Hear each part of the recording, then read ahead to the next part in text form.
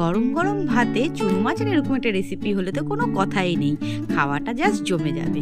তো আজকের নিবেদন আমার চুনো মাছের চচ্চড়ি। তো চলুন রেসিপিটা কেমন করে করলাম দেখে নেওয়া যাক। মৌমিতা রান্নাবাটি চ্যানেলে সকলকে স্বাগত। আজকে একটা সোনাকলকে মাছের রেসিপি নিয়ে চলে এসেছি। চুনো মাছটা রান্না করবো দেখো আমি বেগুন আর পেঁয়াজ দিয়ে। তো চল রান্নাটা তোমাদেরকে শেয়ার করে নিই। রেসিপিটা করার জন্য আমি একটি মশলা রেডি করে নিয়েছি। আমি নিয়েছি আদা বাটা, ধনে গুঁড়ো, জিরে গুঁড়ো আর লঙ্কার গুঁড়ো। আমি এটাকে গুলে রেডি করে নেব।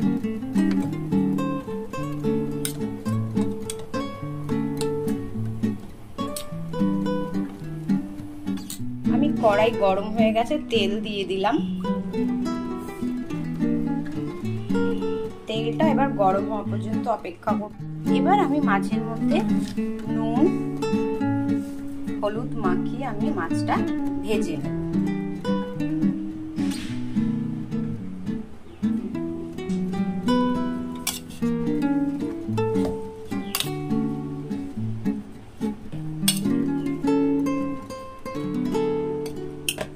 তেল আমার গরম হয়ে গেছে।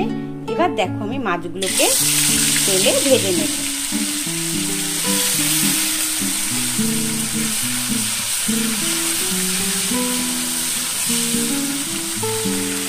মাছগুলোকে আমি এইভাবে ভেজে ভেজে তুলে নেব। মাছগুলোকে আমি এরকম করে ভেজে ঝুড়ি ঝুড়ি করে ভেজে তুলে নিয়েছি। এবার আমি ওই গরম তেলের মধ্যেই আমি বেগুনগুলো ভেজে তুলে নেব।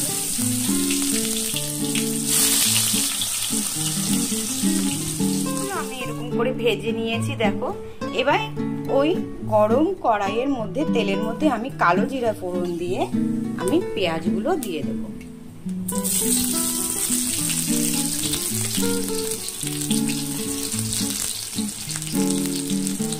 পেঁয়াজগুলো আমি ভেজে নেব।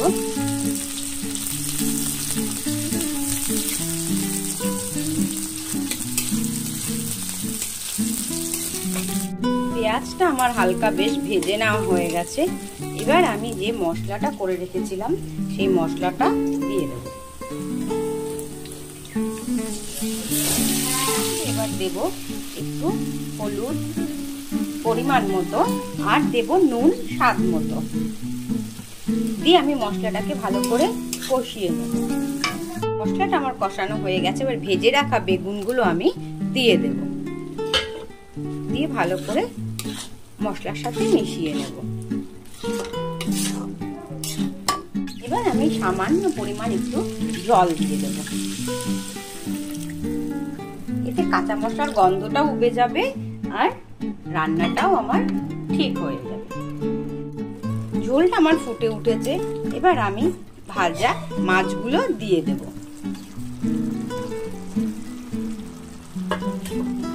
দিয়ে আমি হালকা একটু নাড়াচাড়া করে নেব।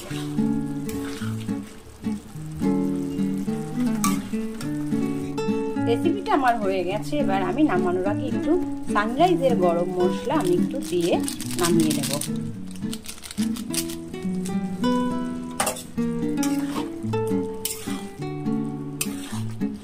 তো রেসিপিটা কমপ্লিট। এবার আমি রেসিপিটা নামিয়ে নেব। রেসিপিটা আমি নামিয়ে নিয়েছি। রেসিপিটা তোমাদের কেমন লাগলো অবশ্যই কমেন্ট বক্সে জানিও। যারা আমার চ্যানেলে এখনো সাবস্ক্রাইব করেনি নতুন, তারা তো সাবস্ক্রাইব করেই নেবে। লাইক কমেন্ট করতে ভুলো না।